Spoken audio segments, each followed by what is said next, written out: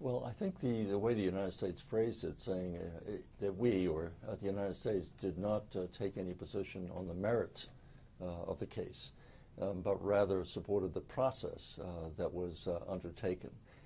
Under the UN Law of the Sea Convention, China is a signatory to that, and the process has been set up that the United States agrees with. Ironically, we have signed the treaty.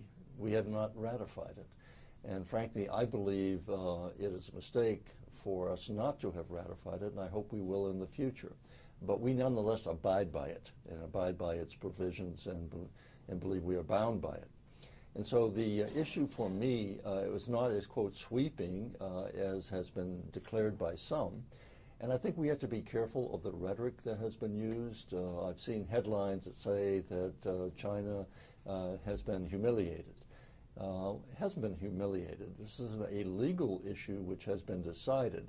And what the tribunal basically was saying is that, and I believe to be the case, that China has legitimate, legal, maritime issues that need to be resolved. They should be resolved according to international law, and that it cannot simply declare this is mine and that become the law as such. So either altering facts on the ground or in the water do not change the law itself. So I think that we should step back and not get overly passionate about it and accept it for what it is, that China has legitimate claims, Philippines have claims, other countries have claims. They need to be resolved according to established international law. And my hope is that let some time pass. I think to date the Chinese have acted with restraint, and I'm hoping that will continue. And I don't want to see the Philippines or the United States in any way try to take advantage by belittling China in any way.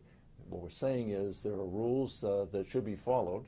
There are legal claims that China has and a maritime expertise that it has that needs to be laid out in a professional, legalistic way before a body that is entitled to make judgments. That's what I think the decision really represents. And you talked about U.S. belittling China in South China Sea issues. Some arguments had it that it was the U.S.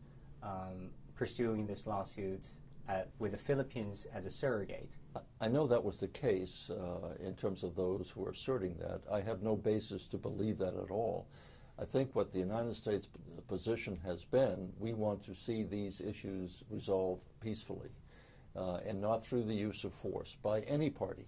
And frankly, after the decision, I thought it was encouraging to see the president, the new president of the Philippines, say that he wanted to sit down and start discussing it with China, which is really the way it should be resolved in terms of negotiating a proper settlement.